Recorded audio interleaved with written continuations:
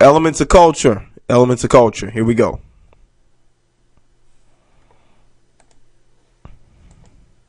All right, what exactly is culture? So culture is something that we've talked about briefly up until this point. I've mentioned it as a way in the themes of geography.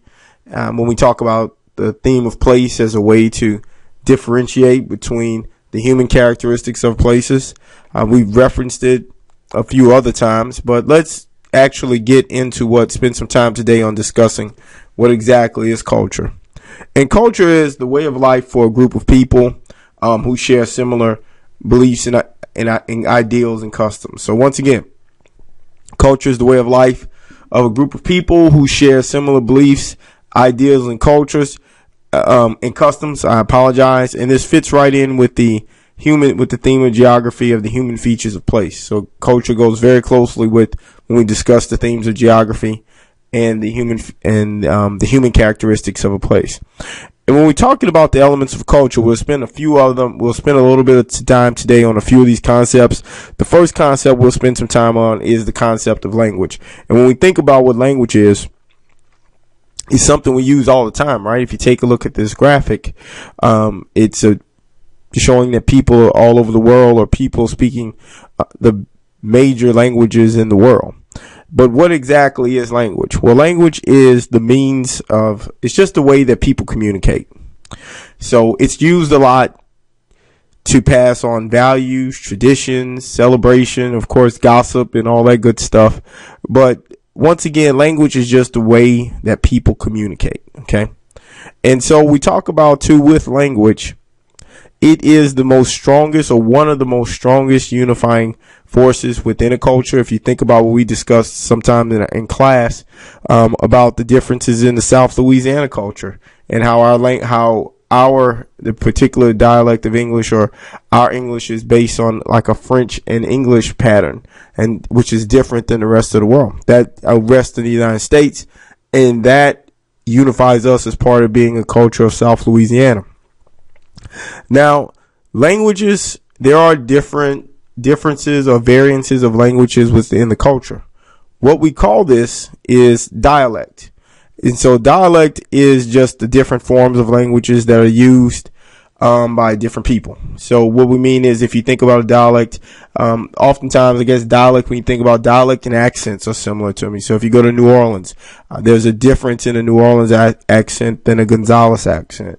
Those can be described as two different dialects. Or if you think about the differences between a Texas accent or words that are used in Texas that are not used in New Orleans.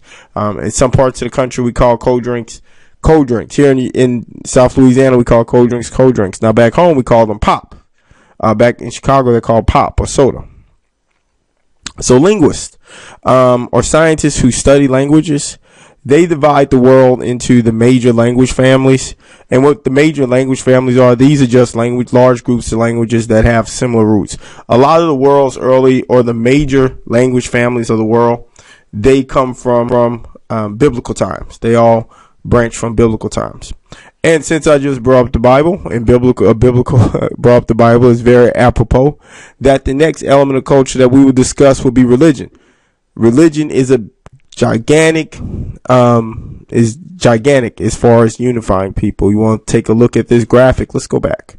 This graphic or this picture illustrates the major religions in the world: Buddhism, Christianity, Confucian, some of the symbols for them, Hinduism, Judaism, Islam, Sikhs, and we see these people praying, right? So that is this is a family praying. And this is just another graphic illustrating the similarities or the different, another way of illustrating the different religions of the world. So when we talk about religions, what exactly is a religion? Well, a religion is a system of belief or worship. So anything when we talk about a system of belief or worship, and it's normally used to pass down ethical values, or ethical values are normally passed down by religion. When I say ethical values, I mean things like how you behave, how we as human beings should behave. That is normally passed through religion. Now, religion can normally serve. It can either be something that unifies people or divides people. Our history, or the history of mankind, is full of stories of More wars have been fought over religion than anything else in the history of mankind. Now, religion shapes our daily life. We talk about the way we talk about our morals. We talk about our celebrations. If you talk about our holidays, you think about the major holidays that we have. Easter and Christmas, those are religious holidays, right? When we look at cultural expressions, our music, gospel music, painting, sculpture, architecture, everything.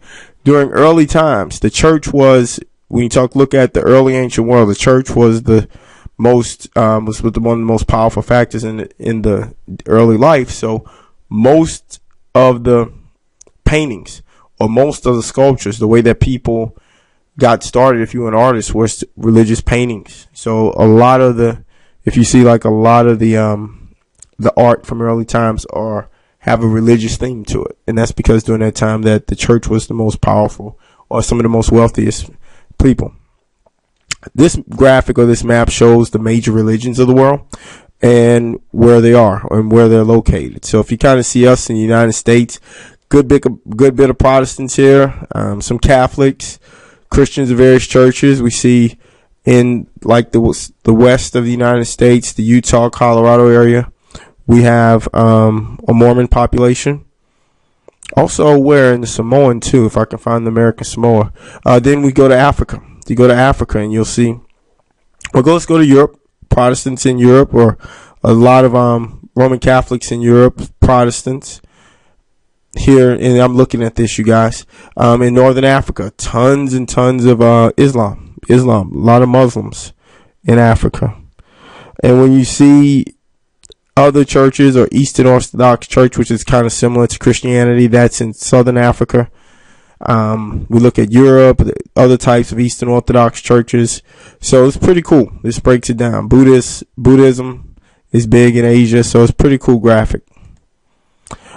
The next element of culture that we will discuss are social groups. And you guys being teenagers are really, really big on social groups. I think the social groups are something that y'all are pretty fluent on. And what we'll discuss briefly are the primary types of social groups. The first type are the family. So the family is traditionally the most important group within a culture. And I know y'all right now, you guys are probably do not think so. Your friends at this point in your lives, you think your friends are probably the most important thing, defining yourself as an individual. But as you grow older, people actually family, you get closer to your family again. So family is normally the most important group within a culture. The second most important group within cultures is normally social classes. And these are normally groups of people that you normally rank because according to ancestry, wealth, education, or other criteria. If you think about high school, I guess traditionally going by the movies that are out on television and television shows, people are grouped into social classes based on whether or not they play sports or they're cheerleaders or the way they dress or they're gothic or they're in the band. So these are all examples of social classes. And the last big way of grouping social classes are through ethnic groups. And ethnic groups are groups of people who share a common language, history, who are all from a similar place. And when you think about it, or any combination of that. So the people of the United States, I like to say we in the United States are one humongous ethnic group, right, of Americans. Going forward, another element of culture is the government. Kind of a question before we talk about it, I guess a good question to ask, what is government? And the only thing that you want to think about with government, there's this awesome, I can break it down, give you the technical definition, and then I'll break it down for you. The technical term for government is just a system through which a society maintains social order, provides public services, ensures national security, and supports its economic well-being.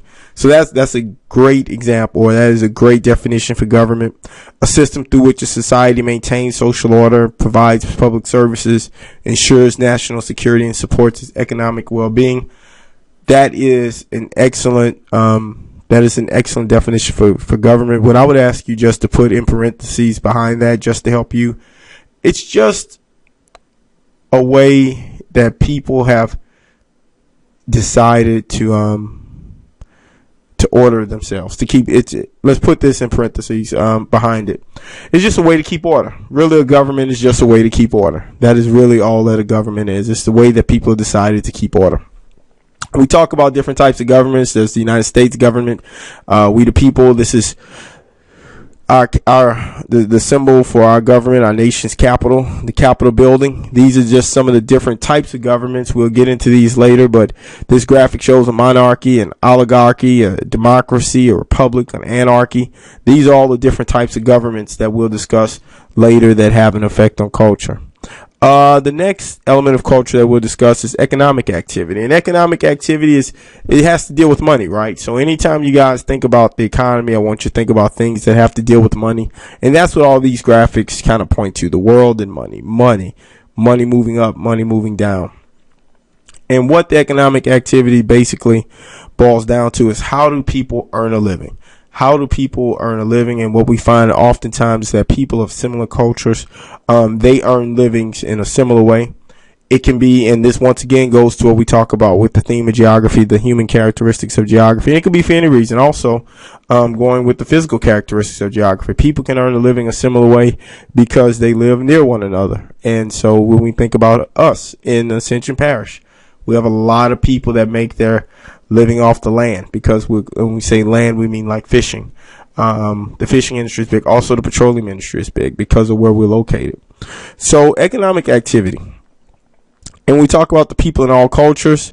They participate in the different economic activities to meet their needs, to ensure that their needs are met. Food, shelter, water, to ensure that the needs for themselves and their families are met.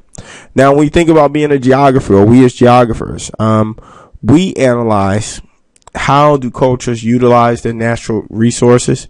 How does that contribute to the economic activity? So once again, going back to the example of Ascension Parish, we have a wealth or an abundance of wildlife. So we utilize our utilize our activities to make a living. Fishing, also the petroleum industry. And also, what do we produce? What goods and services do we produce? All right, that's it. See you guys in class. Make sure you highlight the answers to the learning targets, and have a good evening.